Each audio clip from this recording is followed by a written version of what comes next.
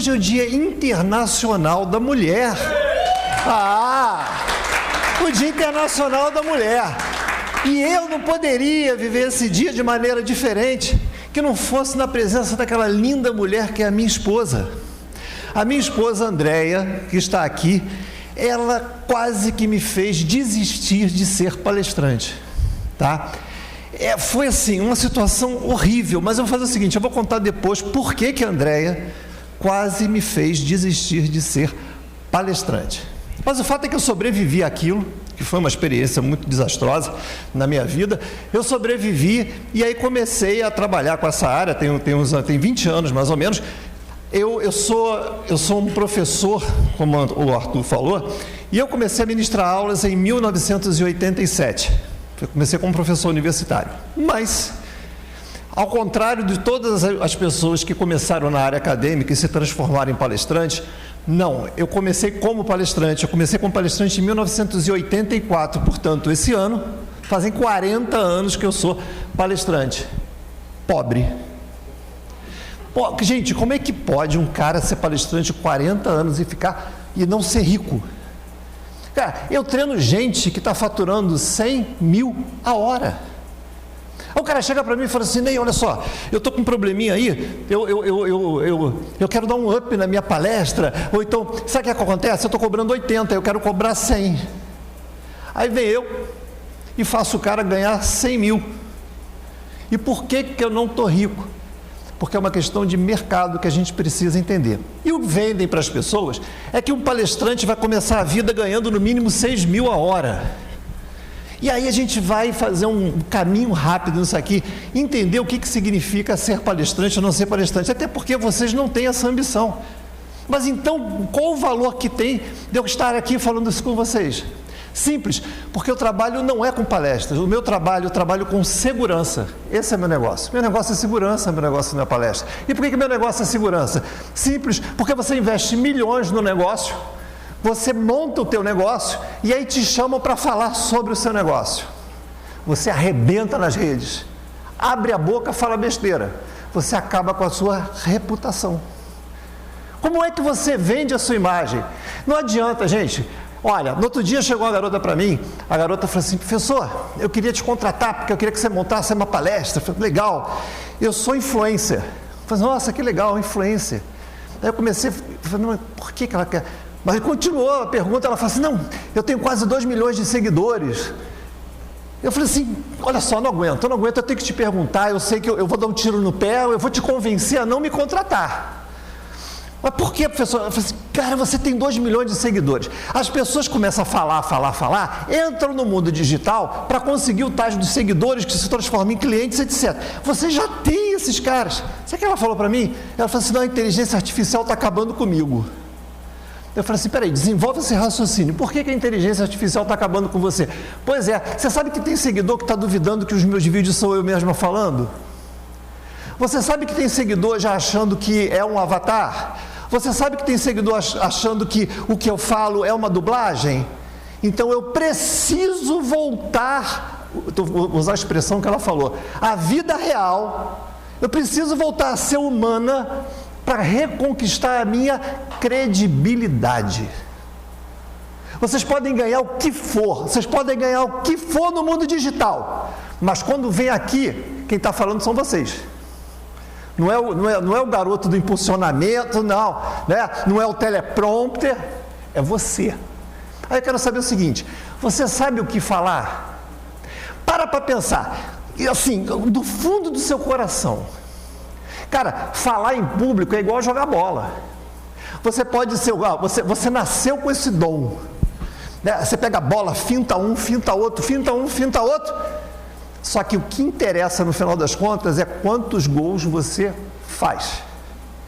Então você acha que você sabe falar. E se eu sinceramente chamar alguém para vir aqui na frente e falar assim, agora, você tem 1 minuto para vender a sua ideia.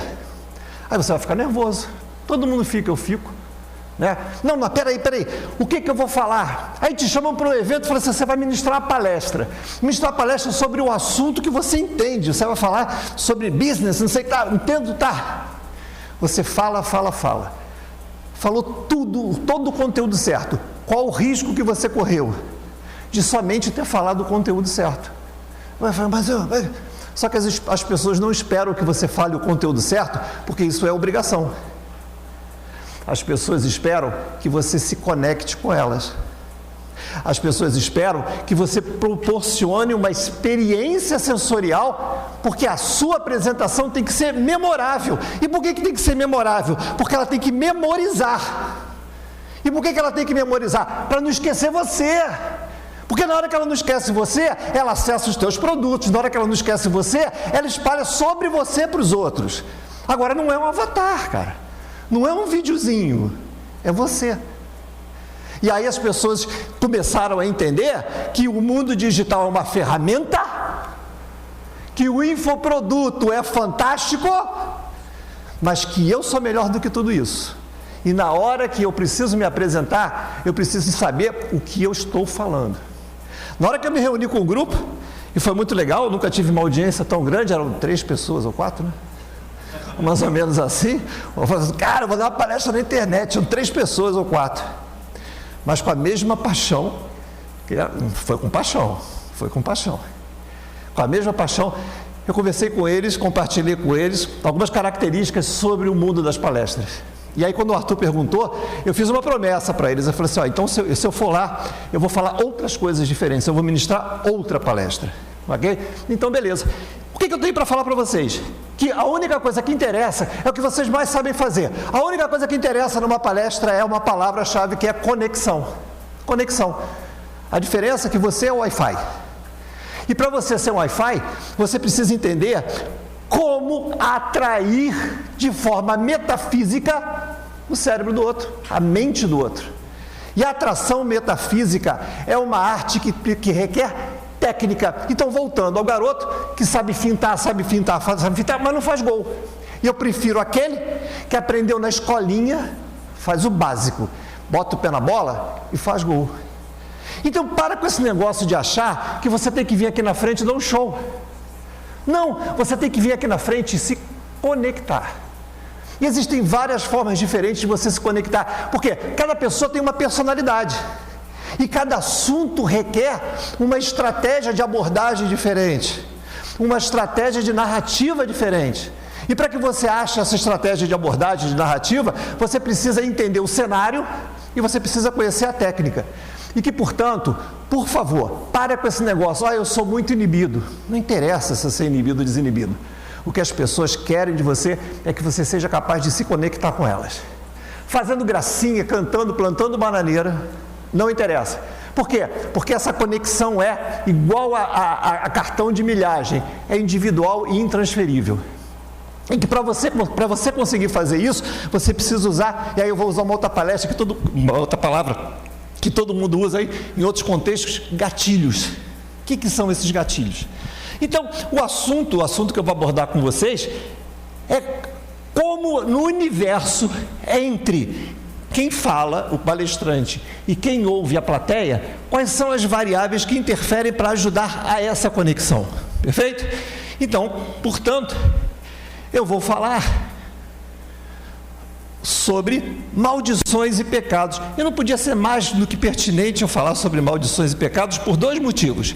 Primeiro, porque minha mulher passa a vida inteira dizendo para mim, profetizando, de que eu deveria ser pastor. A minha mulher falou assim, olha, estou falando, você vai ser pastor um dia. Eu falei assim, cara, mas não é minha vocação. Não, mas você vai ser um pastor um dia. Meu amor, eu estou falando sobre pecado numa igreja. Amém? Pronto.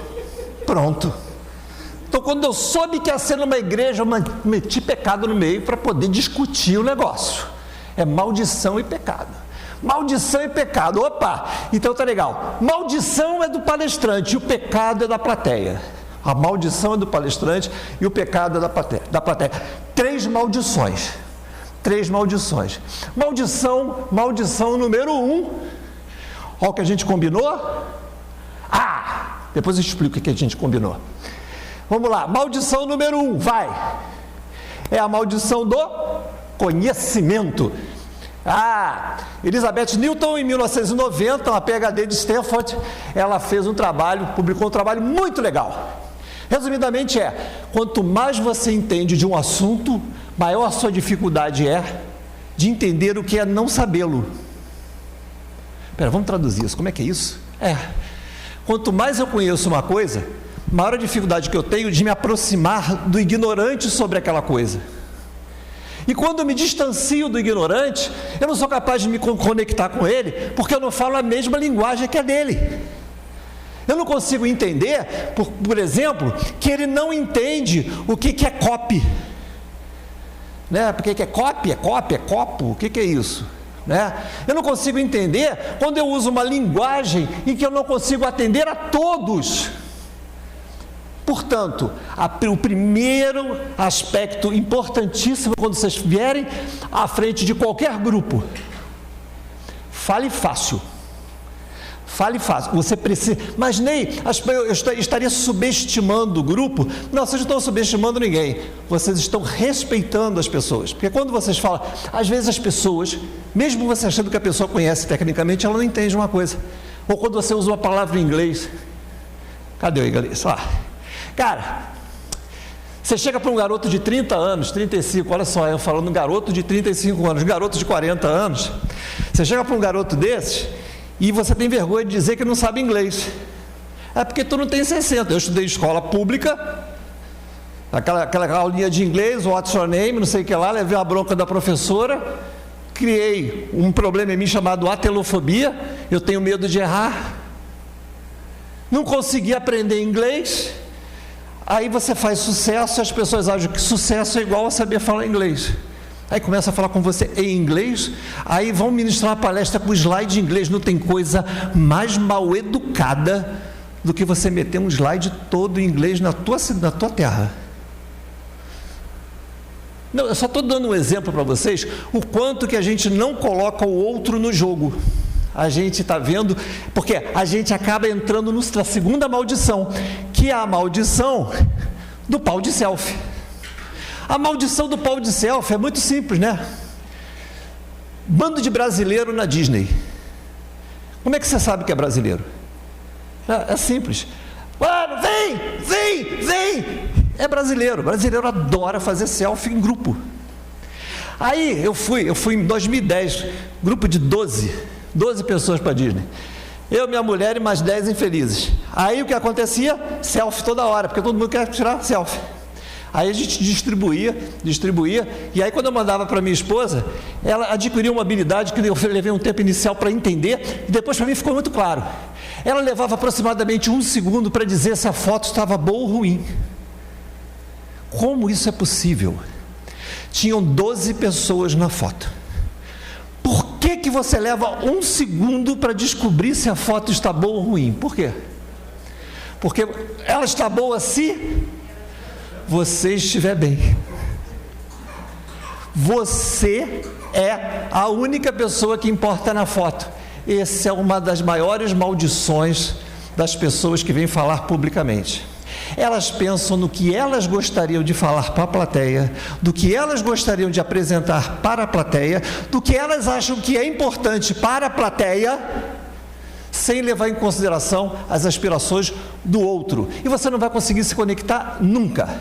Eu falei uma coisa que eu não sei se o Arthur levou a sério, mas eu, por exemplo, cheguei com o Marcel, fiz um briefing com o Marcel. Marcel, como é que eles se vestem? Marcel, quem são eles? Aí ontem, aí eu já mudei minha palestra toda. Aí ontem no jantar com o Arthur, eu falei assim, Arthur, eu já mudei 3 vezes a minha palestra, e hoje eu já mudei mais uma vez. Depois de teve a conversa, eu já fui mudar, já fui lá, já mudei. Por quê? Porque eu não estou ministrando uma palestra, eu estou proporcionando a vocês um conhecimento. Essa é a proposta. Então eu preciso entender o que tem valor para vocês. Essa é a perspectiva do outro. E a outra maldição é a maldição das 10.000 horas. A maldição das 10.000 horas, Andreas Ericsson, 1993. ele fez uma pesquisa para ele chegar à conclusão de que quanto tempo uma pessoa precisaria executar alguma coisa para chegar ao nível máximo de excelência. Daí a história das 10.000 horas de prática. A única coisa que você não levou em consideração é que quando você faz 10.000 horas de prática de uma coisa que requer técnica, você vira um expert no erro. Por quê? Porque você não entende que não é fazer. Você precisa saber como se faz e aí fazer. E o que mais acontece, que a gente vê no mundo corporativo, é o seguinte: eu tenho sucesso profissional, eu ganho uma fortuna e, portanto, eu faço isso há muitos anos, eu vou lá falar sobre o meu negócio, eu vou lá representar institucionalmente a minha empresa. Gente, você não tem experiência nisso, porque isso requer uma técnica.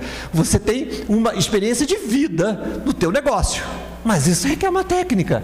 E aí as pessoas cometem erros bárbaros. No outro dia, eu fui num evento, não posso falar o evento, muito menos a pessoa, que é uma pessoa muito, muito bem sucedida. Foi falar sobre empreendedorismo. E não tem como, se eu ouço uma pessoa falar, eu não tenho como não olhar e pensar assim: puxa, podia ter feito tal coisa, porque eu faço isso o tempo todo, a minha vida é fazer isso. Eu tive vergonha alheia. Aí você pensa assim: mas Ney, olha só, essa pessoa é muito bem sucedida, então e daí? Gente, uma vez no Jô Soares, uma pessoa foi lá para vender a seguinte ideia: para manter a saúde, correr é melhor do que andar. Ok, Jô Soares, muito espirituoso, falou assim: quer dizer que correr é melhor do que andar para manter a saúde? O que você me diz da tartaruga? Vive 400 anos e anda. Aí o cara olhou para o Jô Soares e falou assim: pois é, Jô, imagina se corresse. Então não vem com essa, cara, que você ganha milhões. Tu ganha 1 milhão, podia ter ganhado 2 se soubesse falar. Tu ganha 5, podia ter ganhado 10 se soubesse falar. Então não vem com esse negócio de salto alto, cara. Vem na tua, tu sabe ganhar dinheiro, estou ali te perguntando como é que faz para ganhar esse dinheiro. Mas se for outra coisa, tu tem que aprender, porque tudo é técnica. Maravilha, nem entendi. Agora nós vamos falar sobre os pecados. Pecado. Agora é a plateia. Como é que funciona a cabeça dessa plateia? Se eu tivesse tempo para dar aula de neurociência, que não é o caso, eu diria para vocês que tem 3 cérebros. O reptiliano é o instintivo, o do meio, que é o límbico, que é o emocional, onde guarda essas experiências, a caixa preta emocional, onde a psicologia conversa com a neurociência, e você tem o neocórtex, que é o racional. Resumidamente, quando você está se conectando com a plateia, você tem que atingir os 3 cérebros.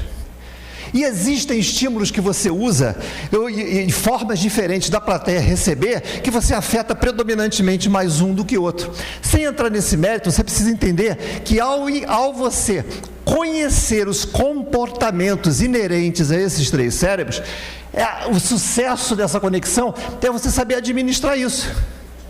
E um dos pecados, eu vou chamar de pecados, que são os comportamentos, é a gula. O cérebro da plateia é guloso. E o que isso significa?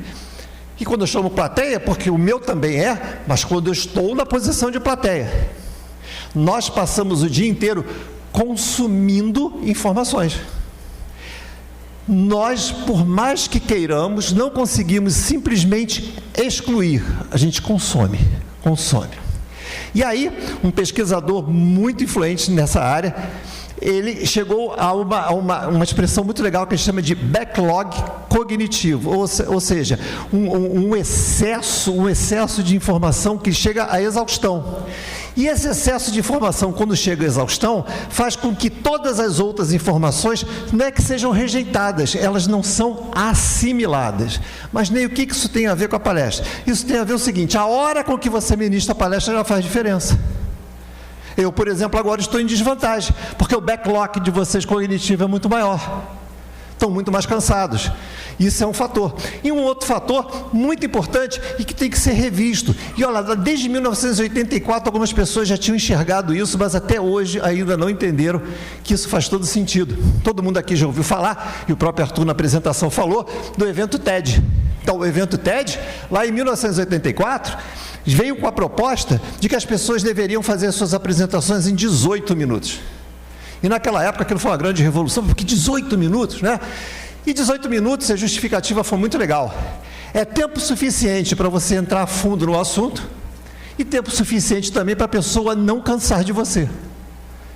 E aí não me pergunte por quê, qual foi, né, a matemática disso, e pela experiência eles chegaram a 18 minutos. Isso foi muito bacana, porque dava muito certo. Então, um dos maiores segredos do sucesso do TED era o tempo da palestra, sem falar nas outras questões.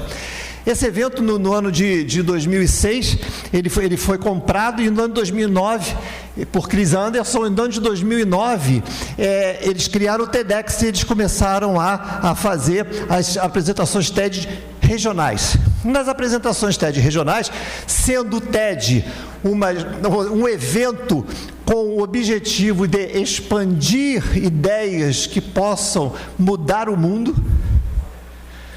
o cara visionário pensou assim: cara, se eu quero que mais pessoas vejam, a internet é o caminho. E posta evento TED e posta evento TEDx. De repente o canal virou um fenômeno. Hoje você está chegando perto dos 40 milhões de inscritos no canal do TEDx. Mas o que eles observaram? Eles observaram que palestras de 18 minutos não estavam dando mais tanta aderência. E que as palestras de 15 minutos davam mais aderência do que as de 18. E aí eles começaram, repara só, era um evento presencial, continua sendo evento presencial. Só que aí o palestrante falou assim: olha, se você puder, fala uns 15 minutos, não 18. Porque ele sabia que o que interessava depois era na postagem. Beleza. Depois eles descobriram não, que o cara que falava menos de 15 estava conseguindo mais. Aí eles chegaram e falaram assim: olha só, se você puder, faz a palestra de 10 minutos. Aí os caras começaram a chiar: como é que eu vou dar uma palestra de 10 minutos? Pelo amor de Deus, né? Os caras querem falar 2 horas, dar uma palestra de 10 minutos. Aí foi. Descobriram que 5 minutos era melhor.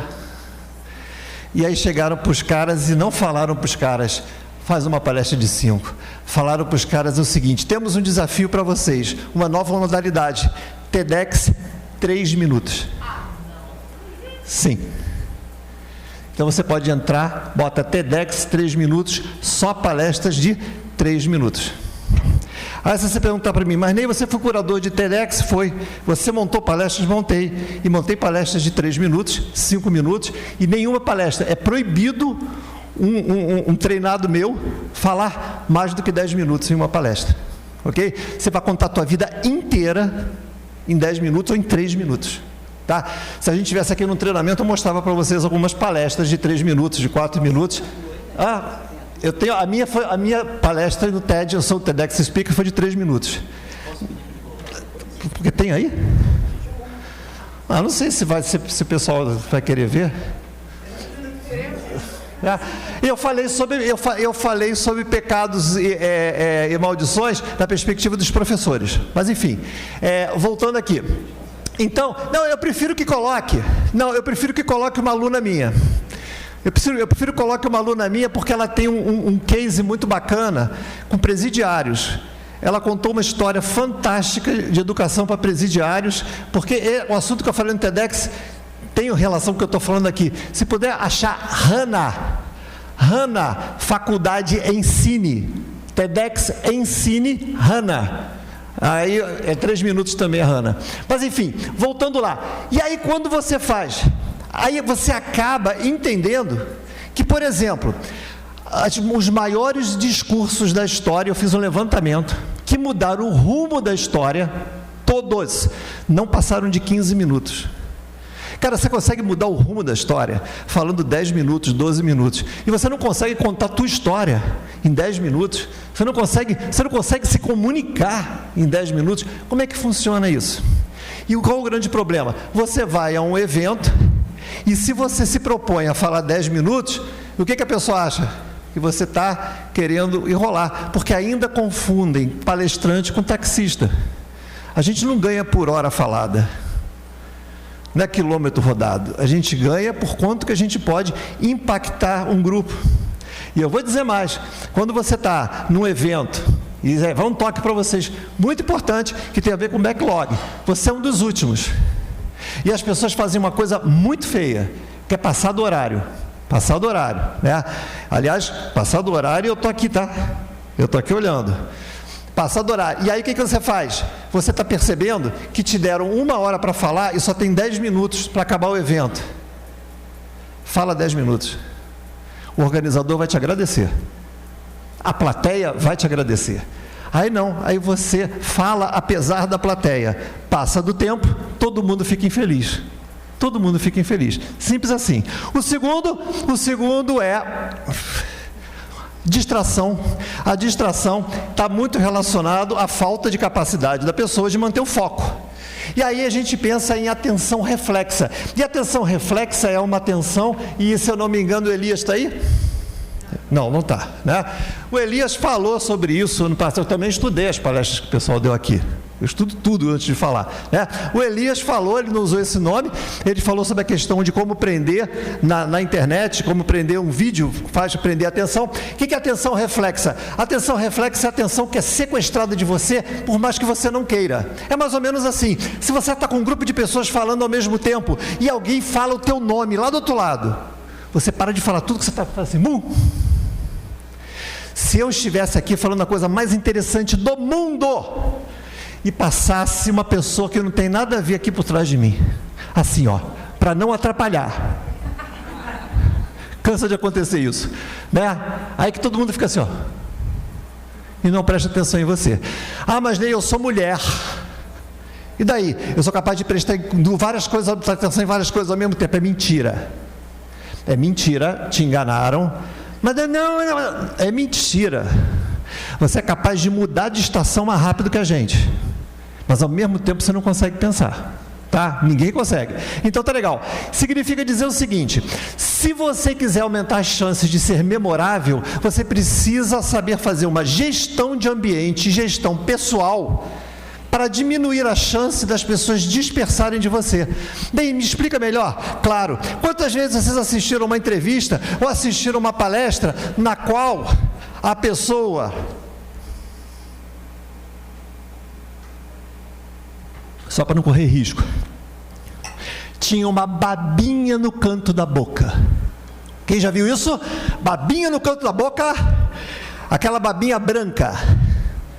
Tu consegue prestar atenção no infeliz? Tu não presta atenção, tu fica olhando para a babinha, limpa a babinha, o homem não está sabendo que está com babinha, né?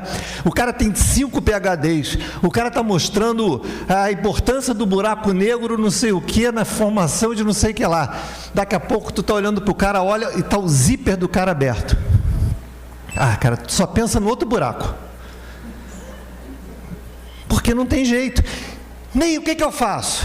Não vá a uma palestra sem antes passar no toalete e faça uma gestão visual. Olha teus dentes, tu acabou de comer um negócio ali, aí tu vai vir todo cheio de argamassa no dente.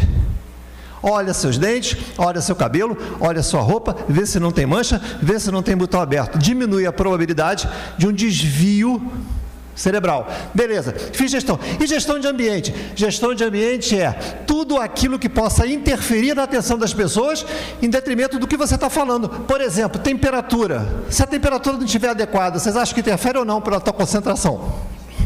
Então cabe a você pedir para a organização, se tiver muito frio, tá? Ou se tiver muito quente, caso possível, administra isso. Conforto das cadeiras influencia. Posicionamento das cadeiras influencia. Tudo que possa influenciar, vocês devem chegar antes do evento e fazer essa gestão. Ao fazerem uma gestão de ambiente, tirar de trás de você todo o competidor visual, banner, essas coisas todas. Por quê? Um cérebro em backlog sempre procura uma distração diferente de você a partir de alguns minutos. Por quê? Porque você se torna monótono, por mais interessante que você seja. Beleza? E o que é o outro pecado? Ele é interesseiro. E o que isso quer dizer? É que além de existir a atenção voluntária, a atenção reflexa, existe a atenção voluntária. E o que é a atenção voluntária? É a atenção que o teu cérebro se esforça e escolhe, dentro de todos os estímulos no ambiente, focar. Isso quer dizer o seguinte: cara, eu não dormi essa noite, eu estou quebrado, eu tenho uma reunião, estou esperando uma ligação, mas cara, eu preciso prestar atenção nesse negócio. esse negócio está bom demais, eu preciso prestar atenção. E aí você elege o palestrante, ou consequentemente o que ele está falando, como sendo o foco da sua atenção, e você se esforça para isso. Gente, não tem mistério, só existem 3 maneiras da pessoa prestar atenção em você, tá? Se ela conseguir, se ela quiser e se ela precisar. Se ela conseguir, se ela quiser e se ela precisar. Conseguir significa dizer o seguinte: drogado não rola. Eu cansei de falar quando eu dava aula em faculdade. Cheguei lá no MBA, não vou falar do lugar, o cara estava lá atrás, ele não parava de se mexer e fazia... Eu falei assim, esse homem não está puro. O homem não está puro. Aí tu chegar para o cara, a pupila do cara assim. Eu falei assim, não adianta, eu posso falar o que eu quiser, que ele não vai conseguir. A pessoa passa a noite com um problema sério em casa, está olhando para você assim. Não vai, você não vai conseguir se conectar com aquela pessoa. Então, excluindo isso, sobra querer e precisar. Querer é desejo, precisar é necessidade. Querer é desejo, precisar é necessidade. Então, como é que você estimula o desejo? Sendo interessante o suficiente, proporcionando uma experiência sensorial por meio de imagens interessantes, por meio de exemplos interessantes, que faz com que a plateia tenha a vontade de continuar te escutando. E a necessidade? A necessidade vem lá no começo. Você precisa pensar o seguinte: o que faria as pessoas que vão me ouvir franquearem o que ela tem de mais precioso, que é o tempo dela, para mim? Qual é a dor? Qual é o benefício que eu posso, qual é a dor que eu posso resolver, qual é o benefício que eu posso proporcionar? Entendendo que diminuição de dor é mais forte do que proporcionar benefício. Não esqueça isso, já está provado, tá? Amos Stravinsky, prêmio Nobel de Economia, já provou que resolver uma dor é melhor do que um ganho proporcional. Sempre. Então, na hora que você pinta um quadro negativo e deixa claro que a sua apresentação resolve esse quadro, você ativa o neocórtex para assim, eu preciso prestar atenção nisso, porque eu vou resolver uma dor. Ok? Então, maravilha, você entendeu que ele é interesseiro, e agora você vai entender que próximo ele é julgador. Algumas pessoas falam assim para mim, Ney, sabe o que acontece? Eu tenho medo de falar em público. Tem que ter medo mesmo. Não, Ney, parece que eu estou nu, a pessoa me olha dos pés à cabeça. E olha, não, a pessoa fica me julgando e julga. Ah, meu Deus, então eu não vou falar não. Simplesmente é você trabalhar para que esse julgamento seja positivo. Você tem que entender o que é esse julgamento. Em primeiro lugar, ninguém te ouve nos 10 segundos iniciais. Por quê? Porque o cérebro da plateia está se acostumando a você. E o que ela faz? Ela escaneia você, dos pés à cabeça. E aí você tem um arquivo de estereótipos e o cérebro daquela pessoa começa a te relacionar. Quer ver? Legal, inteligente, fofo, me perdoe, babaca, nojentão, arrogante. Olha as possibilidades. Mas tu nem abrir a boca. Não, tu não abriu a boca. Não precisa abrir a boca para olhar para você e para eu te julgar. Aí ele vai olhar para a tua roupa. Isso está tudo no pacote. Ele vai olhar para a tua roupa para ver se você está vestido de forma adequada ou se você está vestido de forma inadequada. Se você vai botar uma barreira emocional ou se você vai gerar aproximação. Tudo faz parte do julgamento. Ah, Ney, eu entendi por que você começou a palestra assim, ó. Bobinhos, eu estava esperando vocês me olharem. Isso é técnica. Mas Ney, você faz isso com todas? Não, cara, eu peguei o gancho dessa. Você tem que ter gancho. Então, por isso que você, quando for ministrar uma palestra, você tem que chegar antes para sentir o ambiente e pegar gancho de identificação com a plateia.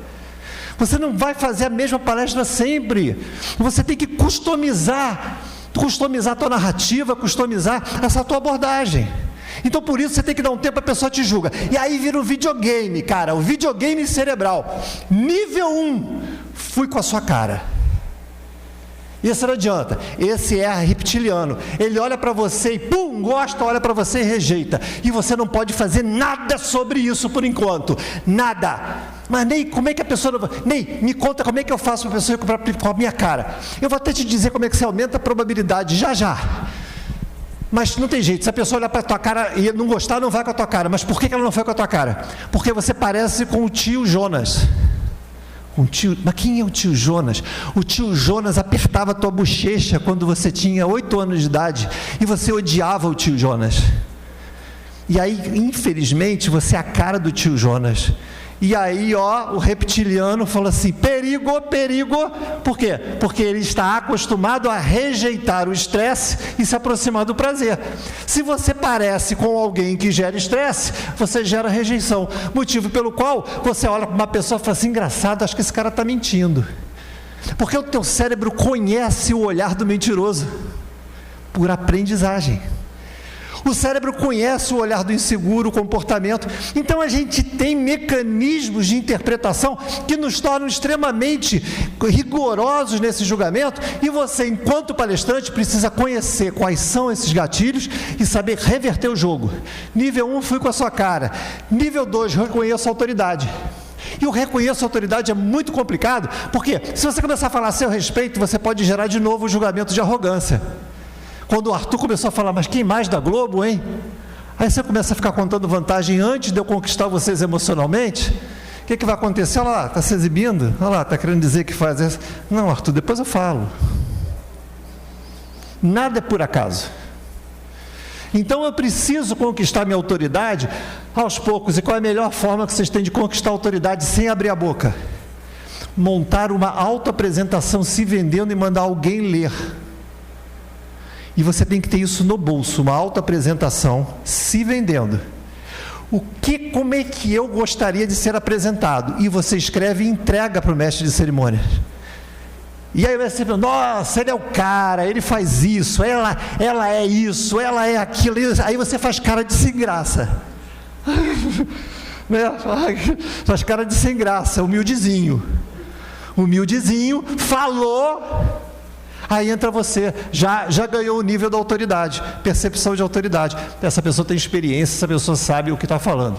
E o nível 3 é reconheço o benefício. Reconheço o benefício entra no neocórtex, quando você vai e começa a sua palestra apresentando uma dor ou um benefício. E aí começa a parte racional. Fala assim: opa, peraí, deixa eu prestar atenção nessa parada. Beleza, e nós estamos, portanto, no outro pecado, que aí, fui, hein? Imitação. Cara, vocês já ouviram falar que emoção contagia? Eu trabalhei 13 anos na FGV, eu trabalhava capacitando professores, durante 13 anos. E aí, eu chegava morto, lá, todo dia muito cansado, de manhã cedo. E aí entrava um assessorista e falava assim: bom dia, professor, tudo bem com o senhor? Assessorista, cara, o infeliz vivia dentro do elevador. Tudo bem, professor? Professor, tenha um excelente dia. Gente, quando eu entrava no elevador, sem sentir, eu abria um sorriso, porque aquele cara me contagiava. E aí a emoção passa por contágio. E aí vieram descobrir o porquê desse contágio. Célula espelho, resumidamente é o seguinte: a gente tem uma célula do globo ocular ligada diretamente a regiões no cérebro que interpretam expressões faciais, corporais e tom de voz e que caracterizam um tipo de sentimento proporcional. Em outras palavras, quando você olha para uma pessoa sorrindo, você libera endorfina, porque o teu cérebro imagina que é você que está alegre, não a outra pessoa.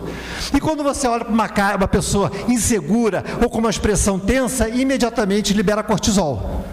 Então, quando uma pessoa entra no ambiente e acaba com o ambiente, é verdade, é fisiológico.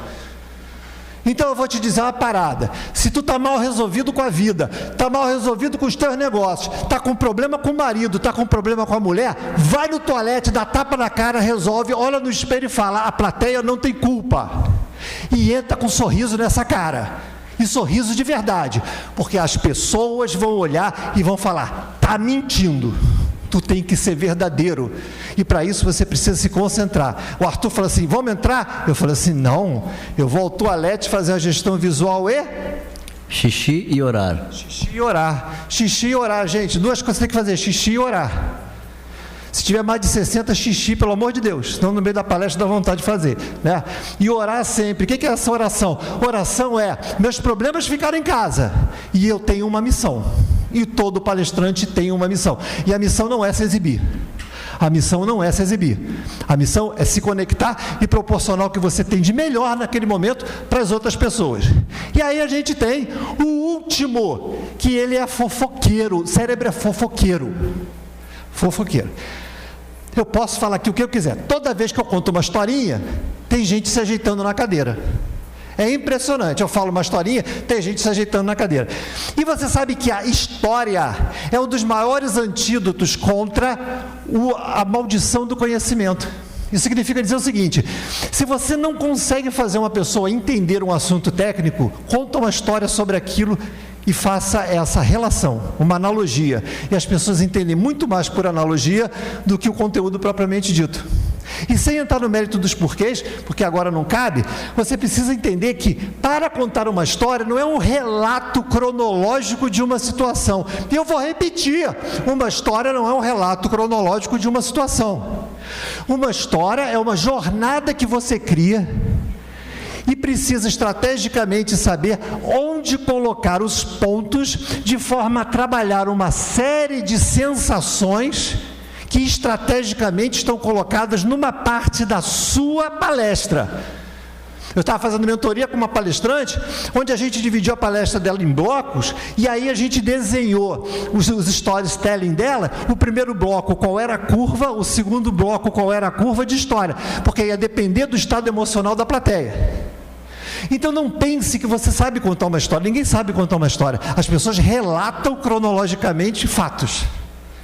E aí é muito complicado, porque, por exemplo, se eu quiser contar uma história agora, vocês podem estar muito preocupados com isso daqui. Talvez o que seja o que mais interessa para vocês agora nessa palestra é isso aqui, ó.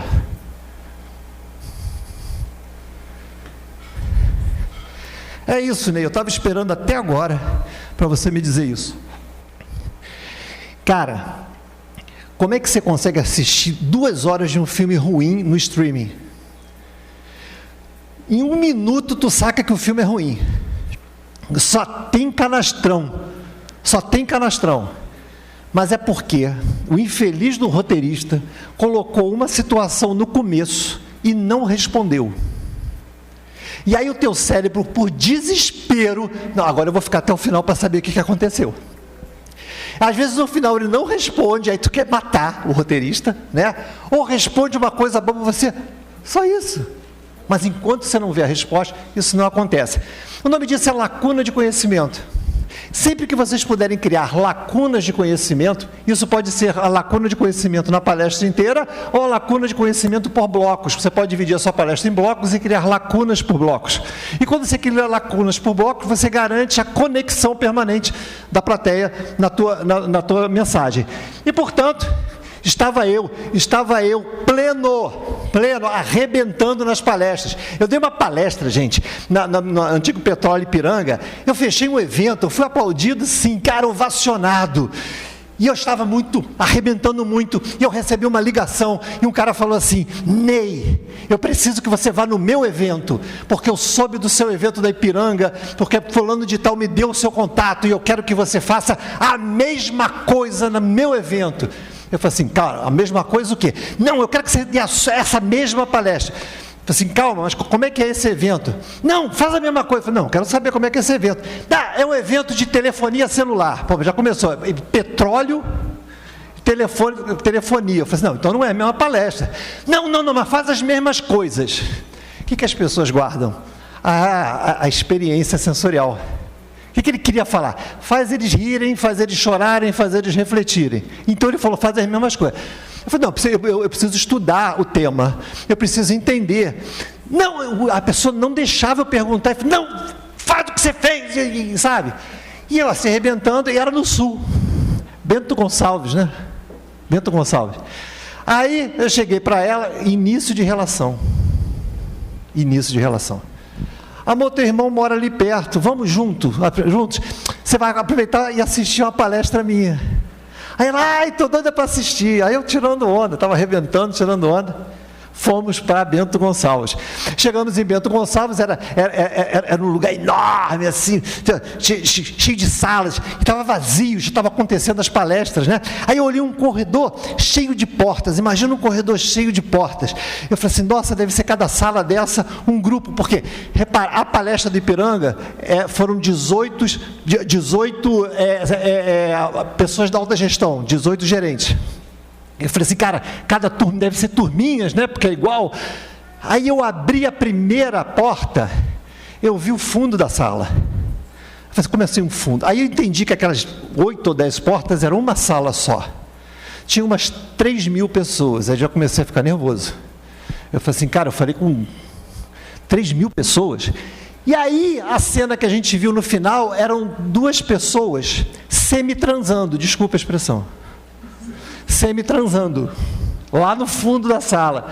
Eu falei assim, isso não vai dar certo. Eu olhei para minha mulher, e aí, sem problema nenhum, eu fui me deparar com o mestre de cerimônias, que tinha acabado uma palestra, era uma drag queen. Tudo bem, tá? Vocês todos fazem o que quiserem, não tem problema, mas... não era normal para mim ser apresentado daquela maneira. Por quê? Porque faltavam 2 antes de mim. Aí ela chamou o antepenúltimo. Gente, aquele jeito lá, agora vamos chamar o nosso querido, maravilhoso fulano de tal. Aí chama o fulano de tal, e o fulano de tal começa um stand-up comedy. Eu falei assim, gente, tem uma coisa errada. Aí eu olhei para a cara dela, e eu falei assim, não, acho que não é aqui não. Aí daqui a pouco veio a pessoa, professor, você que vai fechar, hein? Fechar o evento? Você que vai fechar. Aí daqui a pouco vai todo mundo rindo, se divertindo. Daqui a pouco chama o último, o penúltimo. O penúltimo, o cara fazia barulho de música de rap com a boca. E todo mundo dançando. Eu falei assim, o que eu vou falar? O que eu vou fazer? E aí, eu tive a infeliz ideia de olhar para minha esposa e falar assim, amor, desculpa, não vai dar certo. E minha mulher respondeu para mim o que nenhuma mulher deveria responder para um homem em desespero. Falou assim, amor, fica tranquilo, eu confio no seu taco. Gente, na hora que a sua mulher fala que confia no teu taco, você prestes a falhar. Aí ela acabou com a minha moral de uma maneira, eu falei assim, gente, o que eu faço? E aí, o que aconteceu? Subi no palco, e foi a coisa mais ridícula que vocês possam imaginar na face da terra. A coisa menos pior que eu fiz foi subir no palco. Gente, subir no palco, imagina. Boa tarde! Gente, eu parecia a Xuxa, tá? Aí, pessoal, boa tarde. Aí eu falei, vergonha, eu falo, fico com vergonha, estou suando. Não ouvi! Boa tarde! Aí eu ficava assim, Senhor, o que eu falo agora? Eu não sabia mais o que falar. Eu não sabia o que falar. Aí eu mostrei umas imagens, falava sobre ponto de venda, e aí um olhando o celular, outro coçando a cabeça, não sei o que lá, e a pessoa que me contratou com cara de ódio, eu também ficaria, né? E aí, e foi um desastre, acabou o evento, foi um desastre, todo mundo foi embora, eu arrasado, cheguei para minha mulher e falei assim, essa foi a primeira e última palestra que você assistiu, porque eu vou desistir, eu sou um fracasso, eu entrei em depressão. Aí ela falou assim, não, meu amor, que isso, sei que lá, e desisti. Foi quase 20 anos atrás. E hoje ela está aqui. Amor, e aí, foi legal? Foi? Amém, Senhor! Gente, a salva de palmas para minha mulher. Estou com um taco legal? Então tá bom. Então, meus queridos, é isso. Para você se conectar, você precisa entender essas 2 relações. Você me deu o direito de compartilhar? Posso? Meus queridos, eu queria pedir uma gentileza para vocês. Peguem o celular de vocês, vai valer a pena, eu acho. Peguem o celular de vocês e baixem esse QR Code, que é um presente para vocês, que é um e-book com algumas dicas de como vender ideias. Ok? Estou falando para vocês que são vocês são os caras da internet. Eu estou falando em vender ideia assim, ó, olhando no olho. tá? Mas depois continua aí com o celular, não guarda o celular. Posso passar? Então tá legal. Vocês me autorizam compartilhar com vocês agora um projeto profissional? Tudo bem? Tá? Então vou compartilhar com vocês um projeto profissional.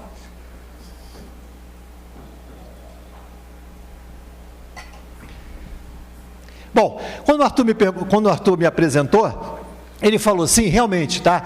Eu trabalho capacitando pessoas a falar publicamente. Quando eu falei que eu trabalho com segurança, eu trabalho isso, ajudando as pessoas a não afundarem, a não cometerem equívocos. E existem hoje 3 tipos de pessoas que falam publicamente, tá? E características de pessoas que falam publicamente. Uma que a gente chama de ignorante e inconsciente.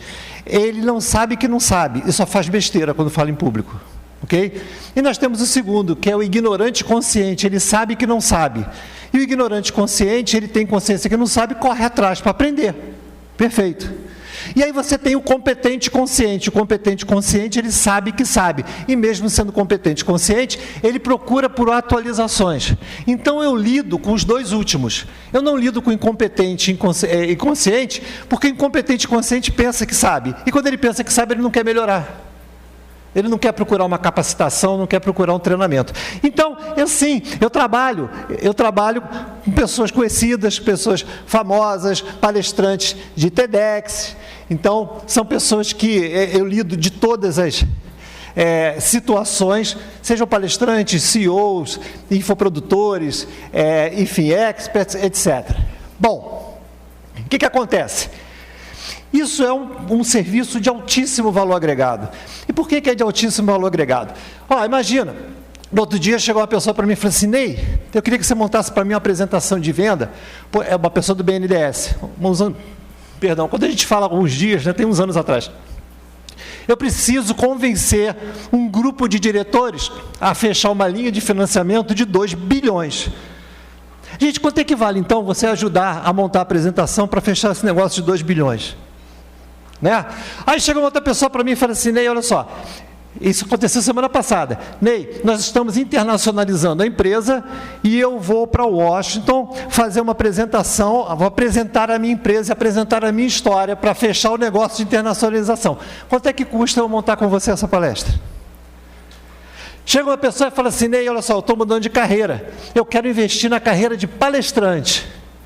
E eu sei que quando eu começar a receber, eu vou ganhar no mínimo 6 mil a hora. Posso chegar a 100 mil, 200 mil a hora, sim. Então, quanto é que vale você montar esse produto para essa pessoa? Ou então, imagina se você chega, que nem algumas pessoas que estão aí, e falaram assim, Ney, olha só, estou cobrando 80 mil a hora. Estou cheio de palestra, só que eu já não tenho mais gente para me contratar. Aquilo que você falou, né? Eu já atendi a todo mundo. Eu preciso de uma palestra nova. E eu quero cobrar 100 mil para a palestra. Então, quanto é que você acha que eu vou te cobrar para montar uma palestra para você ganhar 100 mil a hora? Então, está claro por que tem altíssimo valor agregado? Isso significa dizer o seguinte, que eu, graças a Deus, tenho atendido a uma elite com um produto de altíssimo valor agregado e está tudo bem, estava tudo bem, até janeiro desse ano. No janeiro desse ano, eu completei 60 anos e tudo mudou. Gente, virou uma coisa na minha cabeça quando eu completei 60 anos. Eu pensei assim, e não adianta vir com 60 é novo 40, é novo 40 mesmo, malho pra caramba, faço dieta, tudo mais, 60 é novo 40. Mas, cara, é uma coisa incrível, estou falando por mim. Eu comecei a pensar assim, estou de saída. Aí eu fui fazer, há 40 anos, acumulando experiência e conhecimento. E no final da vida, na saída, eu não sei quantos anos, 5, 10, 15, 20, 30, 100, no final, eu proporcionei isso para um grupo limitado de pessoas. Eu não posso atender a todo mundo, e também, às vezes, a pessoa não está no momento financeiro possível. E eu preciso refletir se o que eu quero da minha vida. E o que eu quero da minha vida é me divertir. E qual é o meu tesão? Me perdoem, gente, meu tesão não é gravar vídeo para a internet. Desculpa, até tocou um negócio aí para ver se é uma bomba que vai explodir aqui. Não é esse o meu tesão. E eu sei que eu preciso disso para poder ter o meu tesão. Mas o meu tesão, cara, é pegar uma pessoa que está com uma dificuldade, com um problema, e eu mostro para ela como ela resolve isso por meio da comunicação. E essa pessoa fica com os olhos brilhando e fala assim: caraca, Ney, obrigado, cara, você resolvi minha vida, eu sou outra pessoa, eu estou ganhando dinheiro. Isso me dá tesão. Só que eu escuto isso de um, de outro. E aí, eu criei um projeto que tentasse resolver essa questão. É um problema psicológico, né? Eu falei assim, pai, se eu pegasse um grupo de pessoas reduzido e criasse uma metodologia onde eu pudesse, em um dia, transformar uma pessoa comum em um palestrante. Será que isso era possível? Aí eu montei um grupo chamado Masterclass Speaker Nota 10, dei uma palestra como essa, e no final eu falei assim, vem cá, quem aqui gostaria de fazer um treinamento comigo um dia? E aí todo mundo levantou o braço. Aí eu falei assim, será? Aí eu falei assim, então tá legal, eu só quero 10 ou 15, e fizemos um treinamento de um dia. Olha o que aconteceu. E aí, outra coisa interessante. Ney, quem estava nesse treinamento? Campeão olímpico, jornalista famoso, presidente de empresa, contador, gerente. E olha o que aconteceu. Vai. Quem quer melhorar tem que procurar como se faz. Não pense que o fato de você ter desenvoltura, ter facilidade é o suficiente. Quem traz e agrega é que ele tem, com a naturalidade dele, o poder de tirar da gente o que a gente tem de melhor para poder passar. A gente não imagina que os detalhes vão fazer tanta diferença ao longo de uma palestra. Ele me deu ideias de coisas que eu vivi na minha vida e que eu não tinha pensado que poderia impactar a vida das pessoas. Ele tem a facilidade, a leveza de fazer com que a gente se entenda, com que a gente supere muita coisa. Para mim é um sonho me tornar palestrante. Hoje eu saio daqui confiante que eu posso fazer um roteiro, que eu sou capaz de fazer o roteiro da minha história. Tanto conteúdo e tanta técnica que vai facilitar a minha vida já no dia seguinte. Tem uma didática maravilhosa, né? Então realmente você não pisca, você não quer sair nem para ir no banheiro, porque o que ensina ali na hora a gente já faz.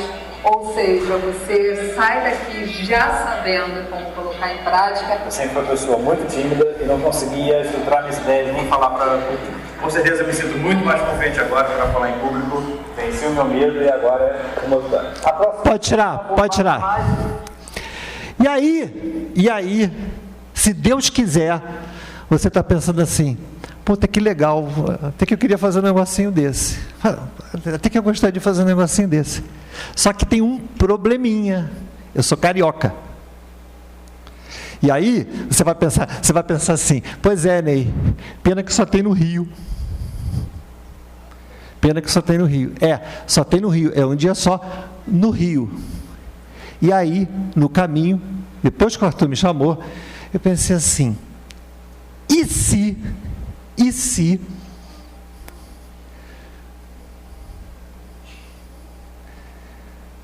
nós tivéssemos isso aqui, volta,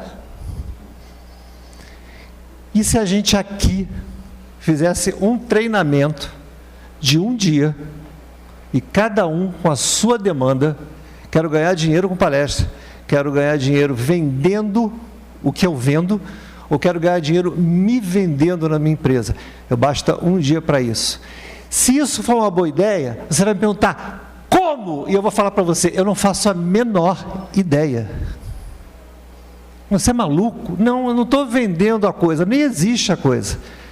A única coisa que eu quero saber é o seguinte, se vocês acham essa ideia razoável e sem compromisso, vocês vão baixar esse QR Code agora e mandar para mim, cair a mensagem, que assim que eu montar o projeto, eu mando para vocês, e aí vocês terão a oportunidade de resolver se vocês querem ou não fazer um treinamento profissional de comunicação.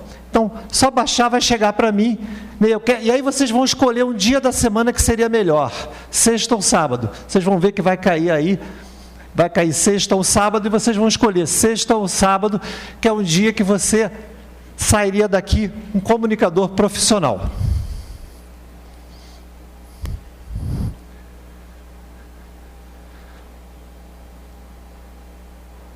Ok? Vocês escolham 1 ou 2, sexta ou sábado, comunicador profissional, pronto. Falei aproximadamente 8 minutos, que foi cronometrado o pitch, tá?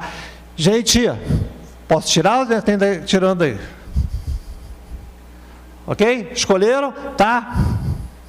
Será que é possível uma pessoa, em 3 minutos, dar conta do recado? Vamos ver o que é um roteiro bem elaborado, modéstia à parte, né? Bem executado.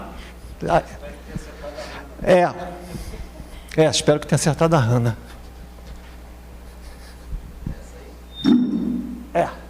Bom, ver se a Hannah é a Hannah, né? Vocês já imaginaram como que é trabalhar numa penitenciária? Em 2015, eu aceitei o desafio e fui ser professora numa penitenciária masculina.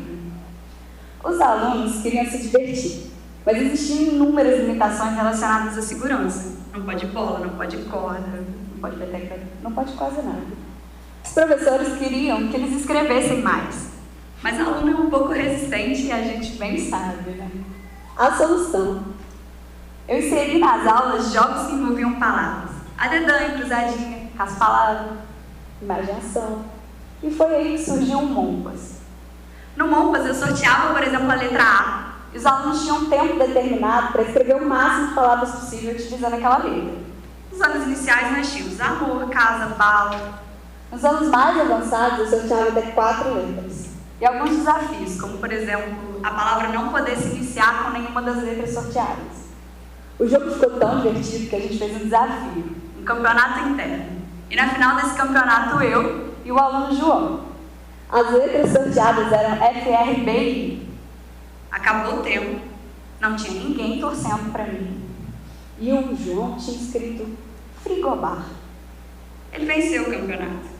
Eu fui zoada o resto do ano por toda a penitenciária, até porque não era meu aluno. Mas mesmo sendo zoada e virando motivo de piada, eu estava encantada. O jogo tinha incentivado os alunos a se tornarem melhor em português. Eles estavam escrevendo palavras maiores, mais complexas, e errando menos ortograficamente. Estudos demonstram que a aprendizagem baseada em jogos gera resultados melhores, mesmo em testes tradicionais. Numa escola modelo em Nova York, que assumiu essa responsabilidade em 2006 e criou um currículo inteiro baseado em jogos, o nível de proficiência em inglês é 24% superior às demais escolas da região. Agora, por quê os professores gostam tanto de jogos? Um bom jogo incentiva o jogador a querer ganhar, e para ganhar, ele desenvolve uma estratégia. A elaboração dessa estratégia, o acompanhamento dela e a sua reelaboração são processos importantíssimos para a aprendizagem. Jogos ensinam de forma simples, que para jogar, todo mundo precisa participar, que é divertido superar desafios e aprender, e que perder ou errar, ninguém gosta, mas faz parte do processo. Além disso, os jogos fornecem um feedback de aprendizagem instantâneo, que desenvolve diversas habilidades, lógica matemática, afetiva social, memória, musical. Os jogos são maravilhosos. E o Mompas, inclusive, foi premiado em 2018 como melhor jogo educacional e entrou no mercado em 2019. Hoje ajuda escolas e pais a ensinarem de forma lúdica. Eu vou deixar 2 mensagens com você. A primeira é que existem muitos temas a serem explorados, muitos jogos para serem produzidos. Talvez você possa ser o próximo game designer de uma editora de jogos. E a segunda é que se vocês querem aprender mais e melhor, basta se perguntarem: que jogo vão jogar hoje? Obrigada. Acabou. 3 minutos, você dá conta do recado. Você apresenta uma ideia que tem relevância, conta uma história e as pessoas compram a sua ideia. Se você pode fazer isso em 3, imagina se te dão 5. Se te dão 10, se te dão meia hora. Se te dão 1 hora, não faz, não. Então é isso, mas é técnica. Quanto que essa garota escreveu e reescreveu, Bandeira voltar, não volta, não, vamos tirar, vamos botar, vamos tirar, até achar o DNA da informação. Até você entender como é que se roteiriza. Existem vários tipos de roteiro para várias características. E quando você faz um curso de comunicação, ele é apresentado todo tipo de roteiro para toda situação. E aí, sabe o que acontece? Quando te chamarem de surpresa, você vai enrolar 5 minutos, vai pegar uma folha de guardanapo, vai pegar o teu celular e já vai conhecer quais os tipos de roteiro que você pode usar, chega lá na frente e faz. Isso é ser profissional. E o que está faltando nas pessoas é profissionalismo. Então, pensem nisso e excelentes negócios para vocês. Fechando.